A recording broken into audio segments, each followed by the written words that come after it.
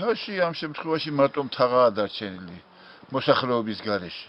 ნასოფლარებია ყოველ წელს სოფლები იცლება. რატო აი მიზეზი რა არის ამის? აი ცხოვრების გაუარესების გამო, უყურადღებობის გამო. ეხლა რა შეასაქმე? უყურადღებობას გულისხმობ იმაში, რომ მოზარდებს, ახალგაზრდებს არ აქვს საშუალება დასაქმების საშუალება, რომ დამაგრდნენ ადგილობრივ.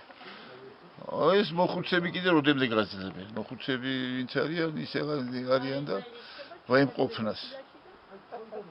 კითხავენ კი შვილები, მაგრამ გზა არ არის. სამთარში. საფხურშიც აი გაწმენდა უჭირს ესე იგი მთავრობას. აი როდის იკეტება ეს გზები, როდიდან როდემდე? აი ახლა ხვალე რო თოვლი მოვიდეს. კი. მაისამდე აქ მანქანა აღარ მოვა. გარესამყაროსელი მოწყვეტილი ესე იგი. მაისში თოვლი რო გაშრება, აი პირსაპირულ მაისს, მაშინ შეიძლება რომ ტრაქტორმა გამოეროს და გზა გაწმინოს და იმ შემოდგომაზე დარჩენილი ხალხი, ვინც ოცხალი დაგვხდება, მიმკვდარი არავინ არ იცის. ეხლა თუ გინდა არის მაგთიფიქსი ტელეფონების შემოვიდა ის იჭერს. დაურეკავს, მაგრამ მოსვლა ძნელია. ფეხი 15 კილომეტრია შუაფხოს ცენტრამდე. ცენტრიდან აქამდე.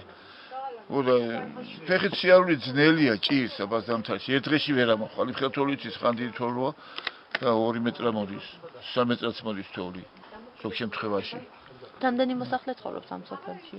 რამდენი ოჯახი? ამ სოფელში 9 მოსახლე არის ზაფხულში რო ჩავთვალოთ ესე იგი. კი, ზაფხულში მოვდივართ, აი ჩემნაირი აქაურები ესე იგი.